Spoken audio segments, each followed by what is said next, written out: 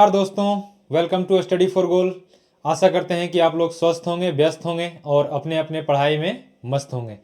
जैसा कि आपको पता होगा कि जेएसएससी एक्साइज कांस्टेबल का फिजिकल हो गया है, उसका रिटर्न एग्ज़ाम होना बाकी है, जिसमें से अप्रॉक्स 1.5 लाख कैंडिडेट क्वालिफाई किए हैं और उनका रिटर्न एग्ज़ाम कुछ ही महीनों में कंडक्ट कराया जाएगा। तो उसी के सिलसिले में स्टडी फॉर गोल्ड टीम के द्वारा ये जो प्रैक्टिस सेट लाया गया है, इस प्रैक्टिस सेट में जो आपको एग्ज़ाम में 10 प्रश्न पूछे जाने हैं मैथ के, उसका जो पेपर है वो प्रीवियस ईयर पेपर से बेस बना के दिया गया है और ये प्रश्न आपको डायरेक्ट एग्ज़ाम में मिलेंगे। तो उसका जो वीडियो सॉल्यूशन है वो हम आज करेंगे, जिसमें से आज जो है पीवाईक्यू का जो प्रीवियस ईयर में पूछा गया प्रश्न है उसको सॉल्व करेंगे। जिसमें से ये आपको बता दें कि अभी तक ये जो एक्साइज कांस्टेबल है वो एग्ज़ाम 2019 में लिया गया था, जो कि रद्द कर दिया गया किन्हीं कारणों से, कारण कुछ भी हो। तो उसी का जो पेपर है वो आज डिस्कस करेंगे। तो मैं दिलीप कुमार, आपको पता होगा कि मैंने इतने सारे एग्ज़ाम निकाले हैं, जैसे CRPF, railway, group D, signal telecom railway, commercial clerk railway और रेलवे एनटीपीसी 2019 में जो वैकेंसी आई थी उसमें फ़िलहाल मैं कार्यरत हूँ। और इसके अलावा मैंने बहुत सारे एग्ज़ाम अभी इधर निकाले हैं जो कि अच्छे अच्छे प्लेटफॉर्म पे मैं मिलूँगा आपसे। और ये हमारे स्टडी फॉर गोल के द्वारा जो पेपर थर्ड है वो प्रैक्टिस सेट निकाला गया है। उसके अलावा आप हमारे स्टडी फॉर गोल का एप्लीकेशन है, प्ले स्टोर से डाउनलोड कर सकते हैं आप। उसके अलावा दोस्तों, ये एक ब्रीफ में जो एक्साइज कांस्टेबल का रिटर्न एग्ज़ाम है उसका ब्रीफ है यहाँ, जिसमें से आपको जीएस से 40 प्रश्न देखने को मिलेंगे, झारखंड से 50 प्रश्न मिलेंगे, उसके अलावा साइंस से 20 प्रश्न मिलेंगे और मैथ से 10 प्रश्न मिलेंगे। तो ये आप 10 प्रश्न को 10 मत समझिएगा, ये आपको सिलेक्शन से अंदर भी कर सकता है, सिलेक्शन से बाहर भी कर सकता है। क्योंकि यदि आप 10 प्रश्न में 10 प्रश्न सही कर दिए तो आप हर एक से लीड कर जाएंगे, क्योंकि जीएस में 10 प्रश्न का 10 सही करना थोड़ा सा मुश्किल काम है।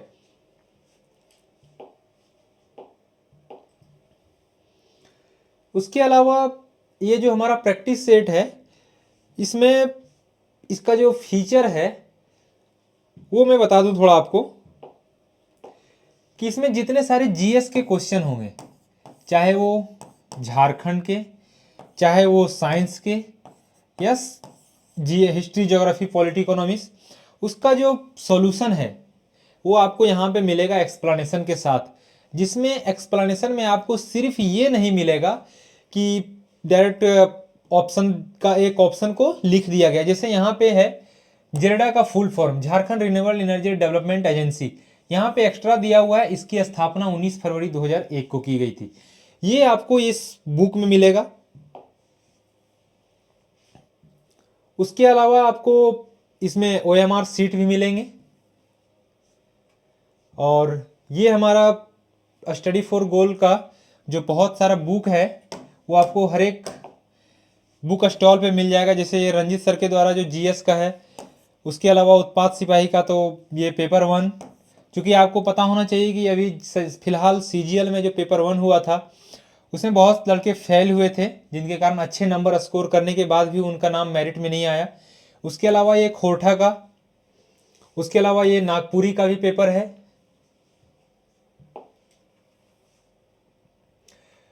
तो दोस्तों, ये जो 2019 में प्रश्न पूछा गया था उसको आज सॉल्यूशन देखेंगे हम लोग।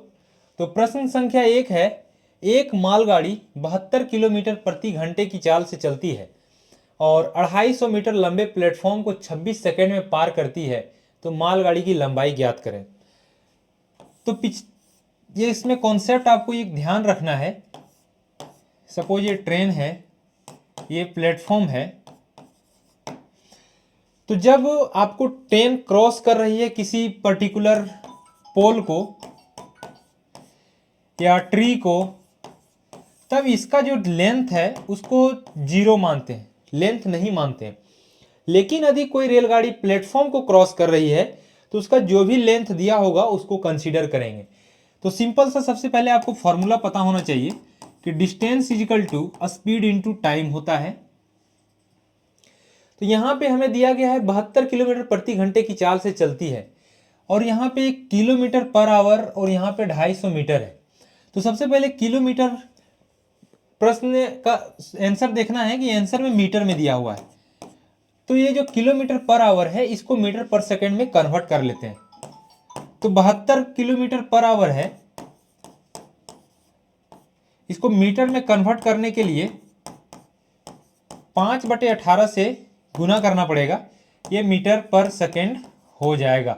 18 चौक 72, 5 चौक 20 मीटर पर सेकंड।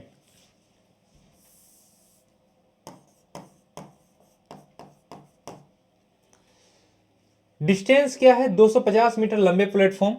तो सपोज डिस्टेंस रेलगाड़ी का डी होगा, सपोज इसको एल मान लेते हैं। एल प्लस प्लेटफॉर्म कितना है? 250। स्पीड कितना आया है? 20। टाइम जो है कितना है? 26 सेकेंड। 26। तो L is equal to 250, L plus 250, 26 दूना 52, 520। तो L इजिकल टू क्या हो जाएगा? 520 माइनस 250।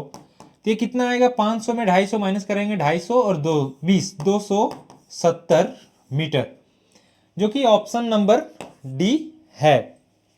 आशा करते हैं कि आपको ये सॉल्यूशन समझ में आया होगा।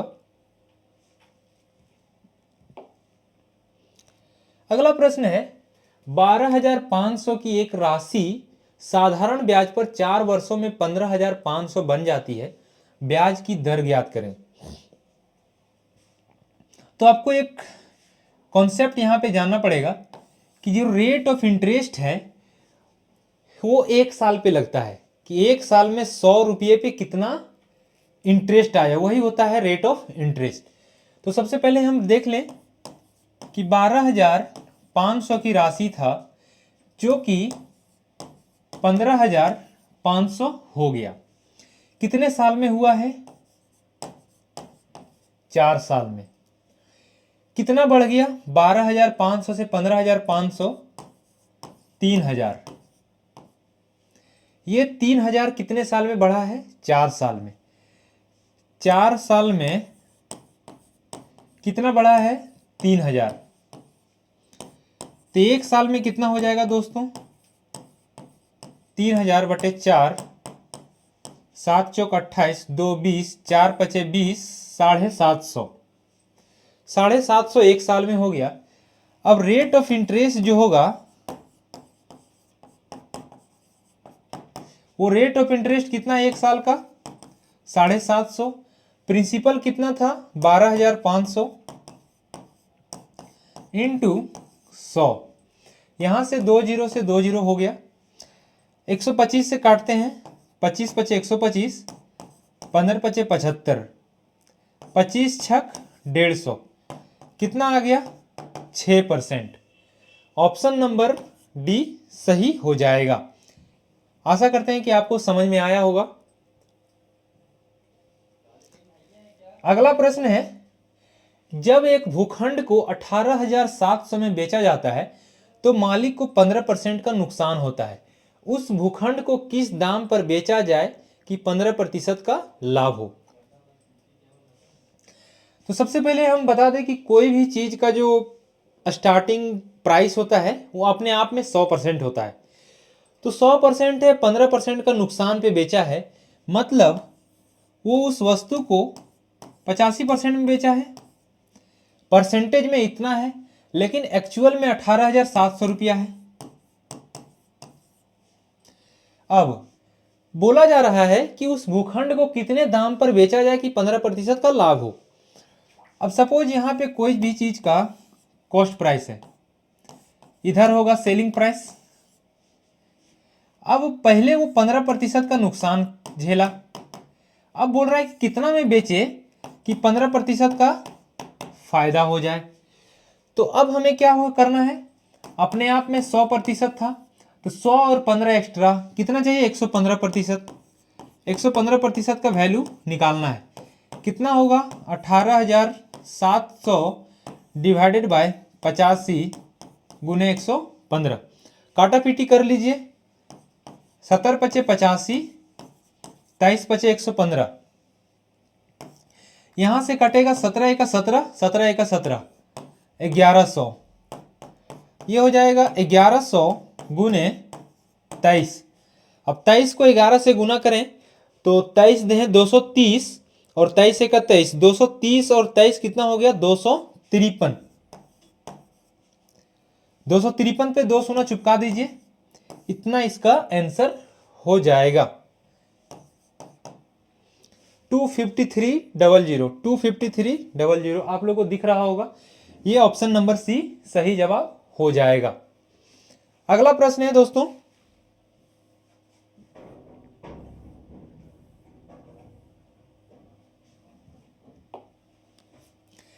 ऐसी संख्या जिसके पांचवें हिस्से में 4 की वृद्धि किए जाने पर वह संख्या उसके चौथे हिस्से से, यहां पे थोड़ा सा मिसप्रिंट है, इसको आप लोग सुधार लीजिएगा। चौथे हिस्से से 10 कम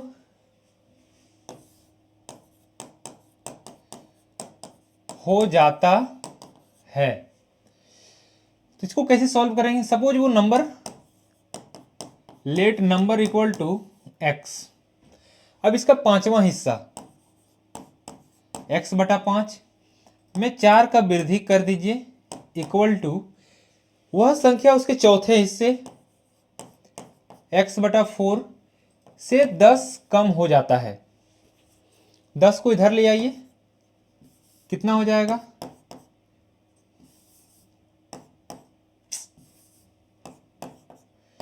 14 equal to x by 4 minus x by 5।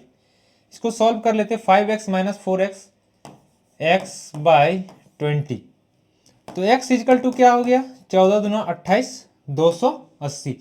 मतलब वो नंबर जो है अपने आप में कितना होगा 280। Option number D. अगला प्रश्न है 204, 1190, 1445 का HCF, महत्तम स्वापवर्तक को HCF बोला जाता है, हाईएस्ट कॉमन फैक्टर। तो इसका जब आपको नंबर बड़ा बड़ा रहे तब कैसे निकालना है? 204, 1190, 1445।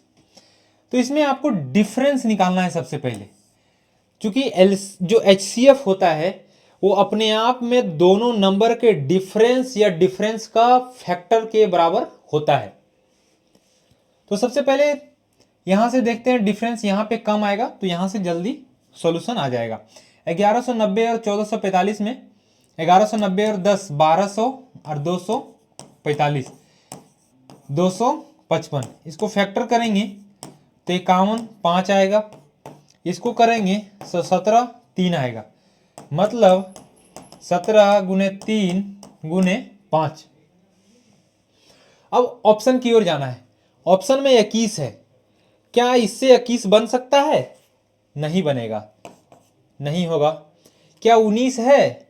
नहीं है, नहीं होगा। क्या 18 बन सकता है? नहीं। मतलब एक ही ऑप्शन होगा वो 17, और ये 17 दिख रहा है। यदि यहां से क्लियरेंस ना हो तो आप 17 से डिवाइड करके देख लीजिए। 17 एक 17, 3 34, 17 दूना 34 हो गया। 17 17 17 17 119, ये भी हो गया। तो उसके बाद 17 134, 17 चौक 68, 68 दूना 136, बच गया 8, 17 पचे 85, ये भी डिविजिबल है। मतलब ऑप्शन ये सही होगा। अगला प्रश्न है दोस्तों,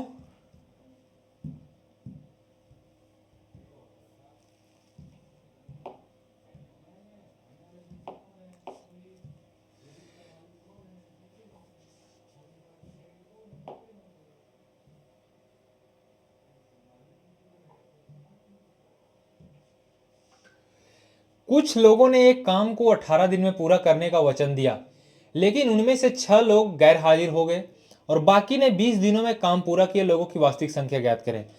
फिर से वही कॉन्सेप्ट है, M1 D1 H1 divided by W1 equal to M2 D2 H2 divided by W2। हमें पता नहीं है कि स्टार्टिंग में कितने लोग थे, हम मान लेते हैं कि X लोग थे। X लोग कितने दिन का क्वेश्चन दिया, 18 दिन का, आवर नहीं दिया है, काम एक ही होगा, इक्वल टू अब 6 लोग घर हाजिर हो गए, तो X माइनस 6 लोग कितने दिन में काम किया है, 20 दिनों में। 20 काटा पीटी कर लीजिए, 10 दूना 20, 9 दूना 18, 9x is equal to 10x minus 60, 10x में 9x जाएगा तो x इजिकल टू कितना आएगा, 60। मतलब शुरुआत में 60 लोग थे, ऑप्शन बी।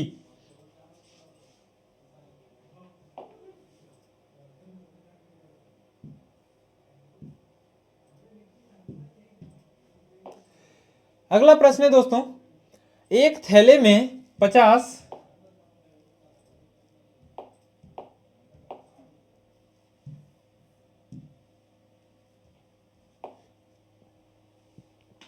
एक थैला है जिसमें 50, 25 और 10 पैसे का सिक्का जो है वो इस रेशियो में है। इन सिक्कों का कुल मूल्य जो है 12 रुपये है। अब 25 पैसे के सिक्कों की संख्या ज्ञात करें। तो सपोज इसमें मूल्य ये रुपया में दिया हुआ है तो इसको रुपये में कन्वर्ट कर लें। 50 पैसे को क्या बोल सकते हैं, 1/2 रुपया। 25 को क्या बोल सकते हैं, 1/4 रुपया। और 10 पैसे को 1/10 रुपया। यहाँ से फ्रैक्शन में आ जाएगा तो ज़्यादा इजी होगा कि 12 रुपया को पैसा में कर लेंगे हम लोग।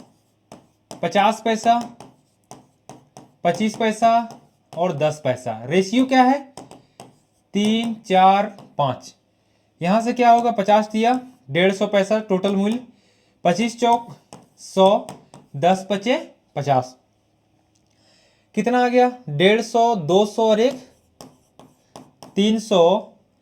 सपोज करें ये 300 यूनिट जो है कितने के बराबर है, 12 रुपया। मतलब 1200 पैसा, 1 रुपया में 100 पैसा। तो 1 इक्वल टू 4 पैसा।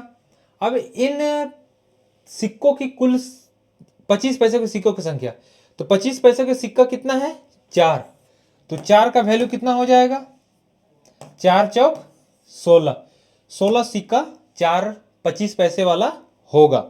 इसी तरह इसे पूछ देता 50 पैसे का है तो 3 चौके 12 हो जाता। उसी तरह 10 पैसे का पूछता तो आप निकाल लेते।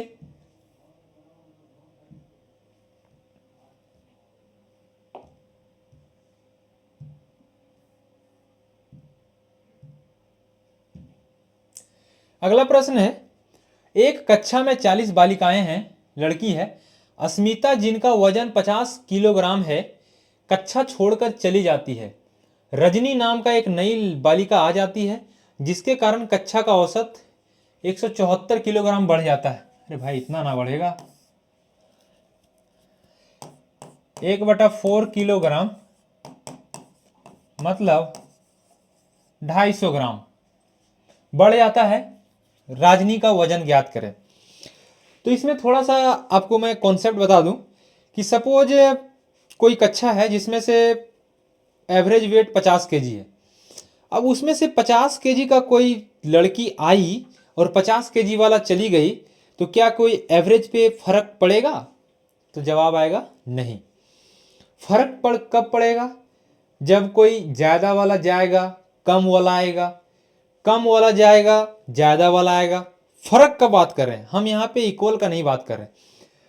तो यहाँ पे फर्क पड़ा है तो वजन जो है बढ़ जाता है। जब बढ़ गया है मतलब जो आई है वो जाने वाला से ज़्यादा लेके आई है। तो देखते हैं क्या है।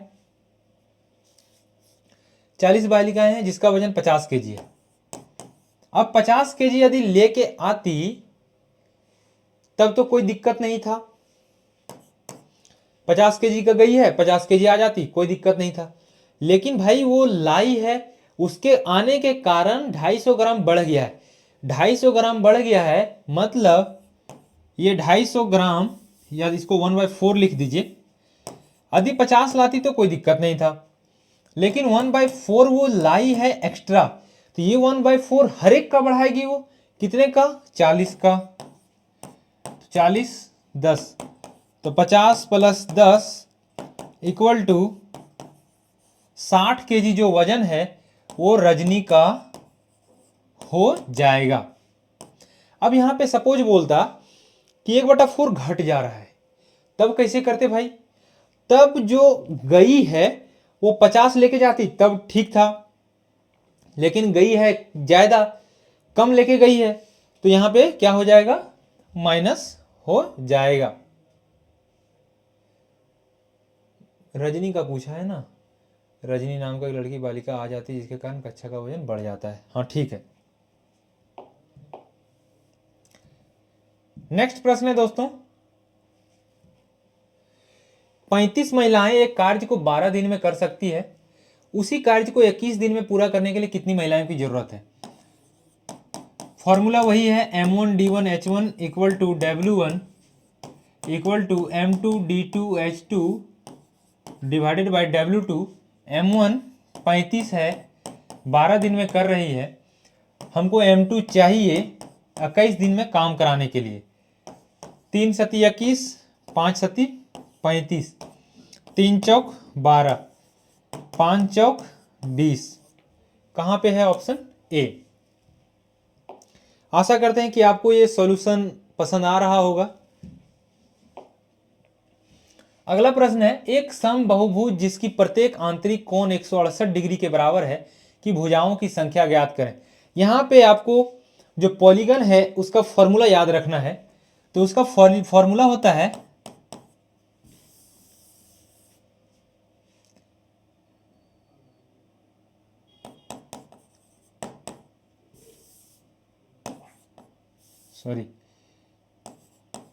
सारा फॉर्मूला बता देते हैं। सम ऑफ ऑल इंटीरियर एंगल, जिसको आप आंतरिक कोण बोलते हैं,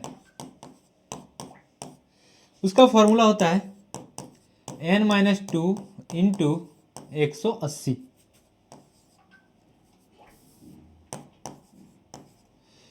ईच बोला तो इसमें से n-2 इंटू 180 बटे n हो गया। ऑल एक्सटीरियर बोला मतलब बाय,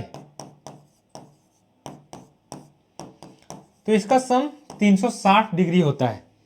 ईच बोल दिया, ईच एक्सटीरियर तो 360 बटे n। उसके अलावा डायगोनल होता है, एक डायगोनल का फॉर्मूला होता है,